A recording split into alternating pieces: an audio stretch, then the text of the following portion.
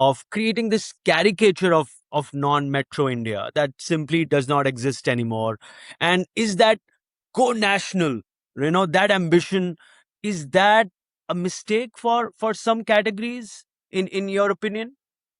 Absolutely. I do think that, both the questions that you asked, have we stereotyped, non-metro India? Absolutely. Absolutely stereotyped. No, I have always have and continue to do so, because it is from a metro, kind of a perspective, it feels like something distant and something remote and something culturally kind of, removed from where you are. Whereas in reality, that is not the case. And here technology has bridged the gap enormously. Everybody is exposed to the same things. Everybody has access to the same thing, and therefore the idea that you somehow metro, you see, because all notions like this are rest on an implicit linearity.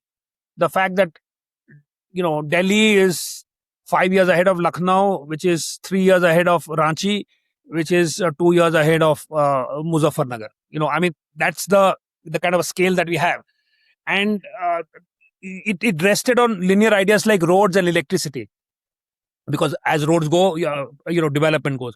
Now development happens through non-linear ideas, because it's OTT, it's direct, it's, you directly, the internet comes to you regardless, right, across the country. So therefore, that old notion, which is so hardwired in us, that, there is this linear gap, this gap that exists in time between the metros and non-metros. That is fundamentally wrong. Secondly, I think what has happened is also the fact that consumers are looking for new ideas. They're looking for more culturally rooted ideas. They're looking to be excited. And everyone is trying to write their own life script in their own ways, using their own reference points. Right. So I am trying to write, so that's what has happened, because everybody now has to present themselves on social media.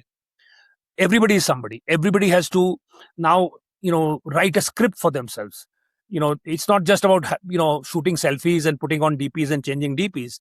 You have to be somebody on social media to be interesting. Now you need material for that, and consumption is a very powerful material.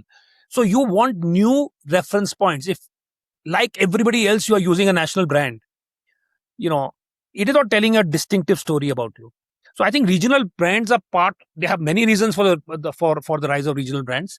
One of the reasons is the fact that the consumer wants to tell a particular life story about themselves. They want it to be culturally rooted, and regional brands do that much better than national brands do. Because in India, cultural differences are material. They are strong. They are significant. The other thing is that from the supply side, the differences between national brands and regional brands have narrowed. Earlier, you had differences in terms of distribution. Now, in fact, regional brands go deeper into their own areas. So that is no longer a distinction. They had better talent.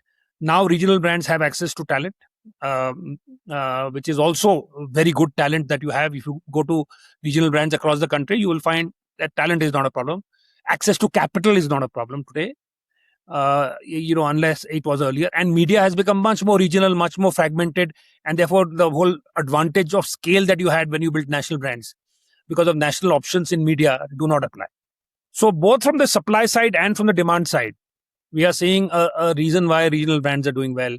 And it helps the fact that the big players, even from organizationally, they don't have an ability to serve regional interests, simply because organizationally they are centralized. So what the Indian management suffers because of the fact that this global management doesn't understand India. The same thing happens because the management sitting in Bombay does not understand Madurai. It's exactly the same thing. So it's interesting. The reason why, that's I guess a bunch of reasons why regional brands are doing the way they are.